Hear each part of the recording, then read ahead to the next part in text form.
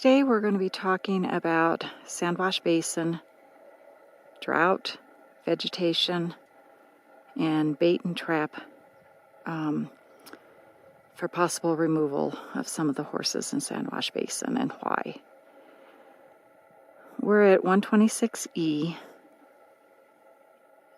somewhat centrally located in Sand Wash Basin, and this is a pond that we've been hauling water to for the last week. We've hauled about 25,000 gallons to this pond, and you can see that the wild horses are congregating here at the pond. There's not very many other sources in Sand Wash Basin right now where they can get water.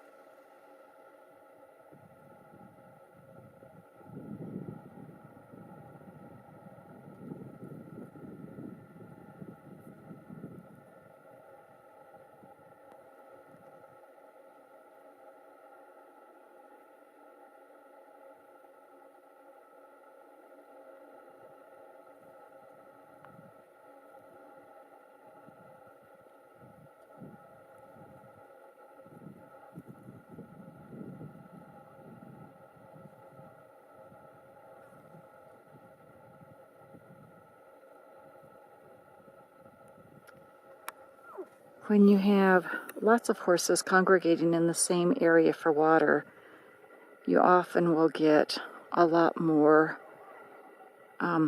tension and a lot more sparring from the stallions, and that can lead to a lot more injuries.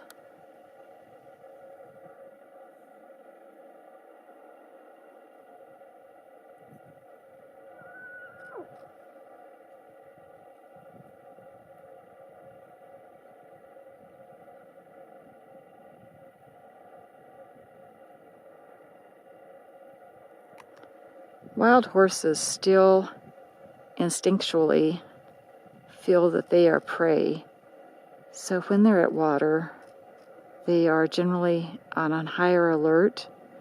All of the animals in the basin come to water. We've got elk and deer, pronghorn, bobcats, mountain lions, badgers, possibly a few wolves, coyotes, fox, prairie dogs. You know, we've got the gamut of animals that come out here, and they all have to share the same water source.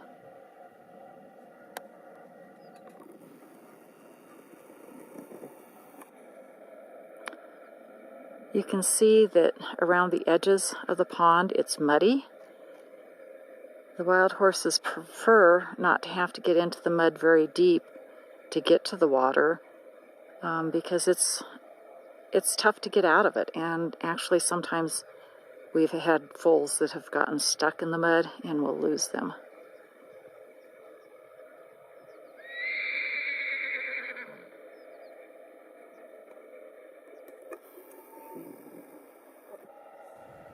As we continue north from 126E, we come to Copper Pond. As you can see, Copper Pond is dry. Copper Pond has been one of the main watering sources for the horses in Sand Wash Basin for many years. In 2018, it went dry for what we believe is the first time. Last year we had a good winter and spring, and we had summer rains, and it stayed pretty full all summer. This year it's been dry now since probably the middle of July. As you look around, you can see a little bit of the type of vegetation and landscape that our wild horses in Sand Wash Basin have to feed on. A lot of this is sagebrush, and you'll see some weeds that are green, and you'll see what is called a greasy wood or a chico that's the really bright green. And it does have leaves on it that the wild horses do eat. If you take a closer look, you'll see a lot of the sagebrush has nothing left on it except wood. The wild horses eat sage. When the sage is blooming, the top portion, the blooms, have a lot of protein in it. That is typically a good part of their winter feed, but they also eat it in the summer when the grasses are not plentiful. And as you can see, in this type of soil, we really don't have a lot of grasses that grow. There are some annuals and there are some perennial grasses, but they don't come up like our lawn. They come up in little sprigs of grass here and there. This is sheep herders. It's on your map on 126. This trough is very old, and for the last couple of years, we've been trying to patch holes in it to help prevent loss of the water. And as you can see, we've sprung holes again. So I've been out here this afternoon, and I'm going to take the pipe that's feeding this trough and take it out, and then over in this area I'll put a tank and turn the generator back on so we can try to get some of the water going into the tank and get this area dried up so we can decide how we're going to fix this. The sheep herders doesn't put out that much water, so we're not sure we want to put very much money into it, but it's also in a critical place in the basin to have water, so we feel like we need to figure out a way to maintain the source and use as much water out of it as we can.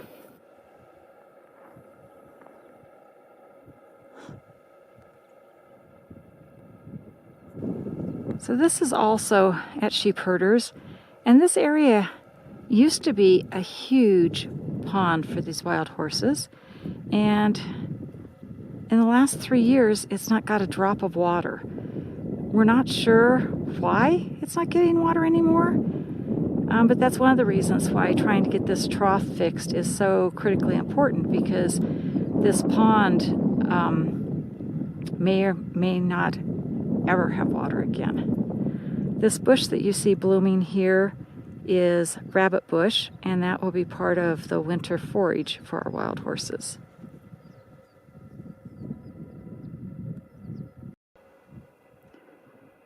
We are now about 5 miles northeast of sheep herders. This is Lake Draw. We've got a group of horses standing down here. Oh, they're going to play a little bit.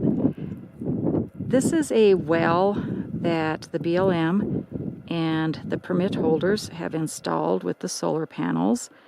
Wild Horse Warriors came out, and with donations that we received, we installed the round tank and the green tanks that feed below the round tank. This provides about 2,500 gallons of water when all of them are full, and it produces 6 gallons of water a minute. So it's a critically important water source for Sand Wash Basin. You can see on the side hill all of the horse trails and wildlife, because elk and deer and pronghorn and other wildlife also use this water source.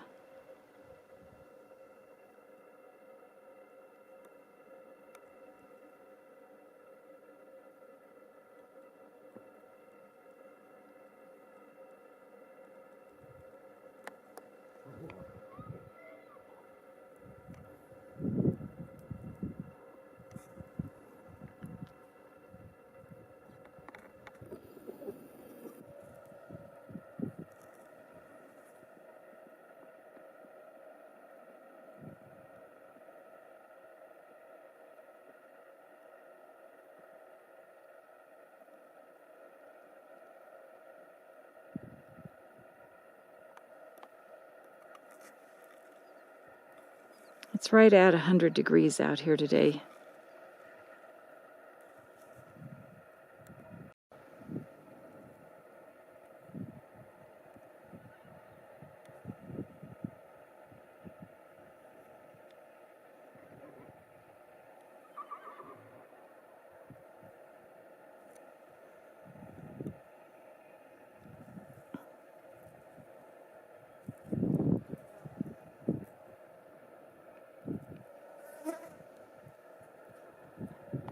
I can hear other horses coming in. There they come up the draw. So they'll come in, and there may be some scuffling because those that have been here for a while may or may not want the other horses to come into water. And there's a little bit of a pecking order, and depending on the stallion and the relationship of the band coming in, they may spar, or the horses that have been here for a while may take their band and go ahead and leave the area. They've had their drink and they've rested, so now they're going to move on out.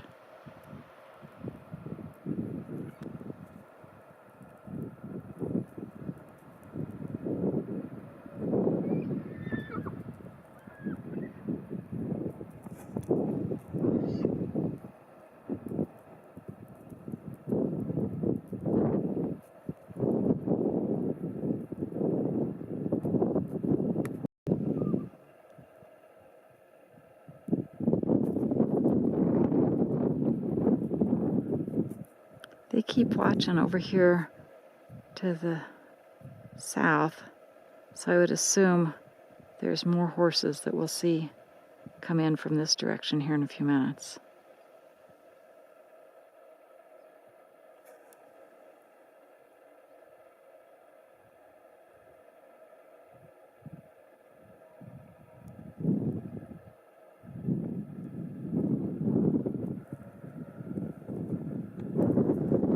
Wild Horse Warriors and our volunteers come out every 2 or 3 days and add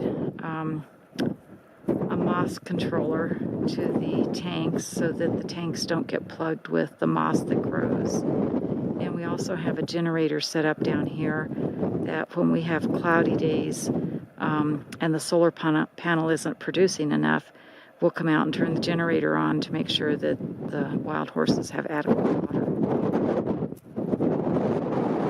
If you look closely, you'll see the ears of the other horse, and there may be more behind him, but they're checking out the scene down below to see if it's safe to come on in for water.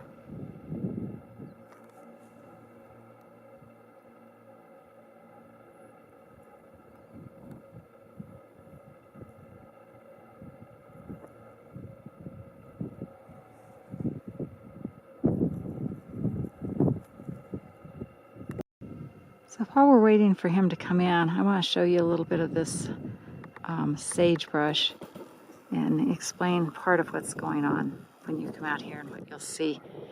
If you'll notice, most of the sagebrush, the top of it just looks like little twigs. That's the stems where the blossoms from last year were at. During the winter, the wildlife, including the wild horses out here, eat the blossoms, the top fresh stuff off of the sagebrush. It's full of protein and it's a good source of nutrition for all of the wild horses. You can see on some of this that we're just starting to get some bright green new growth. Not a lot, but it's starting. So that's fall growth, fall vegetation for our wild horses.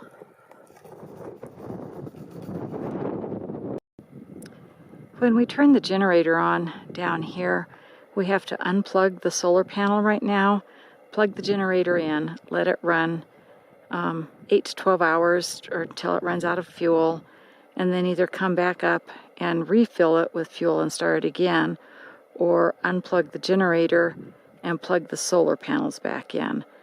So it's a lengthy process. We are hoping that the BLM will help us, and financially we'll be able to put a system in here that is an automatic switch over from the solar panels to a battery backup, which will mean that we'll need about 6 more solar panels and then the batteries to go with it.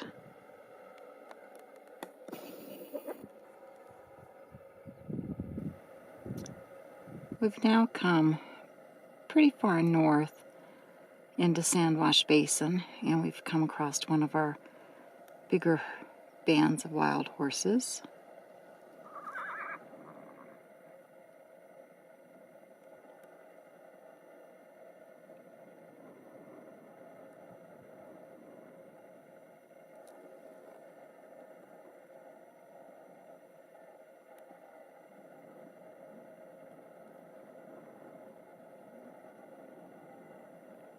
This is what late summer, fall looks like on Sand Wash Basin Range.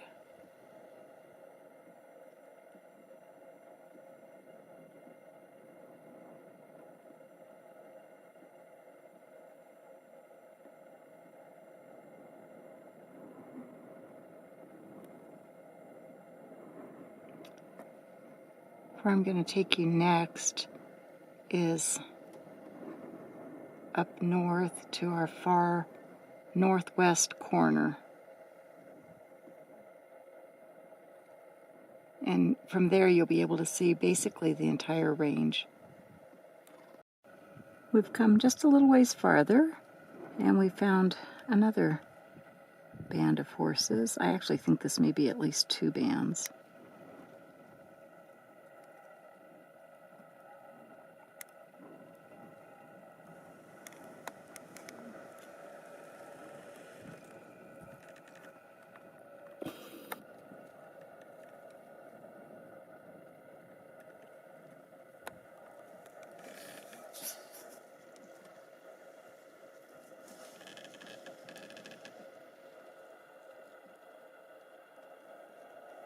Look closely at the sagebrush and look in between it. You can see some grasses, but they're very dry. The sagebrush is pretty dry looking.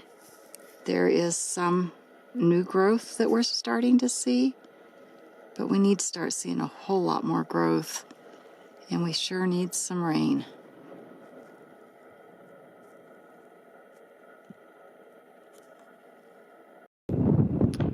We are now at the top of Lookout Mountain looking north. The basin that you're looking into is called Vermilion Basin. It's actually not in the herd management area, but it's an awesome, awesome area.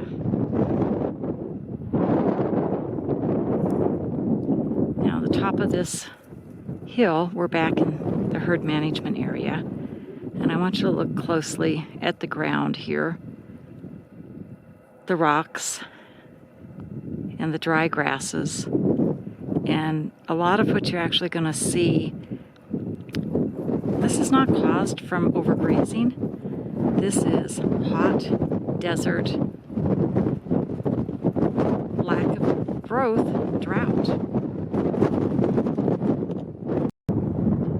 This is another view of Vermilion Basin.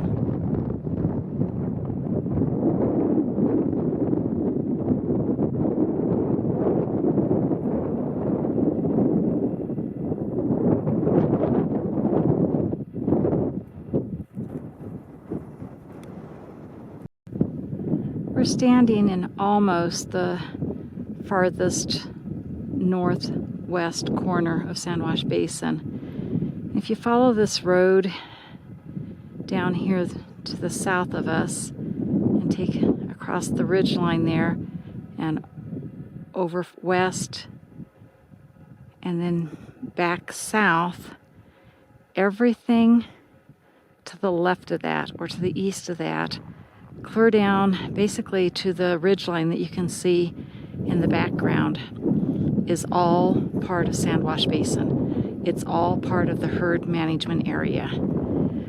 225 square miles approximately. So it seems like, and it looks like, a vast amount of area. But again, look at the type of soil that we're talking about. This is not lush meadow ground. It's high mountain desert.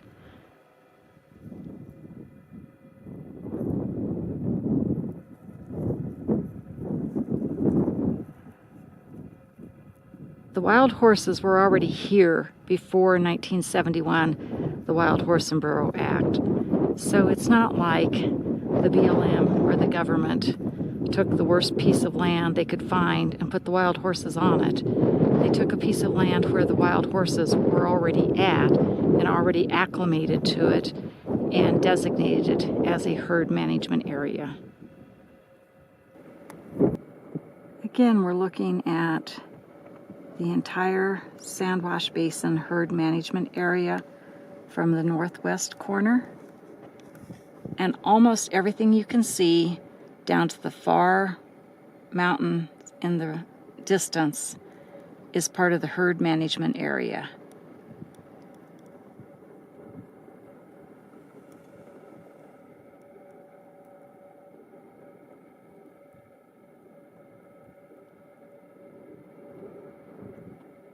It seems like a huge amount of area for our horses. And when you're driving, it is a lot of area.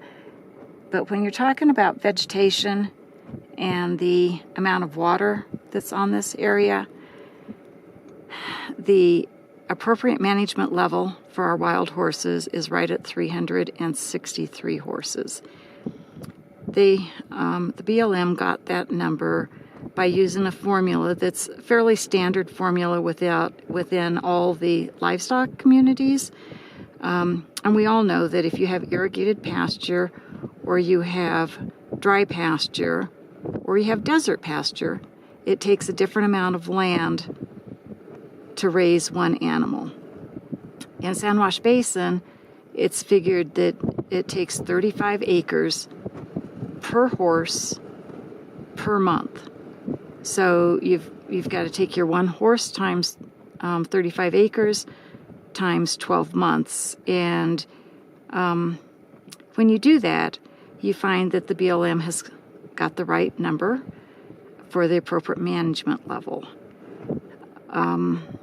If we had more water, that could possibly be changed. But right now, this is our second year out of 3 years in a drought. And in 2018, we spent over $30,000 hauling water to our wild horses. This year, we just started hauling, and we hope we get some rain so that we don't have to haul and spend $30,000 again to water our wild horses. Because we only have a couple natural springs in the basin. The rest of our water comes from runoff. And if we don't get a heavy winter with lots of snow melt and runoff to fill our ponds, and then continued rains throughout the summer, we don't have water for our ponds and we don't have water for the wild horses. And this summer, we have not had the rains that we've needed.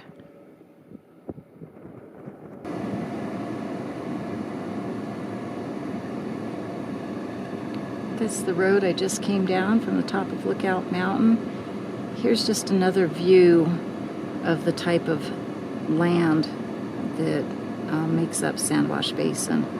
And you can see there's not very much vegetation out there. You know, we've got the sagebrush, but it's rocky soil up in this northern corner.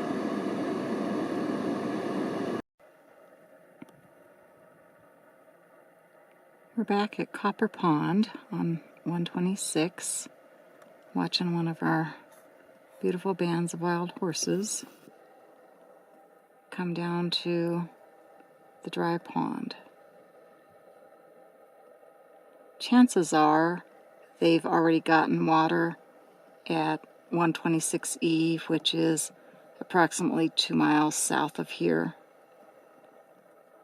So they've been down, gotten water, and now they're headed back north. They may head over to Lake Draw to look for water over there. They may go to Sheep Pen and check out our new water system over there. Or they may just go back into one of the draws for the evening and then come back out tomorrow to one of the water sources.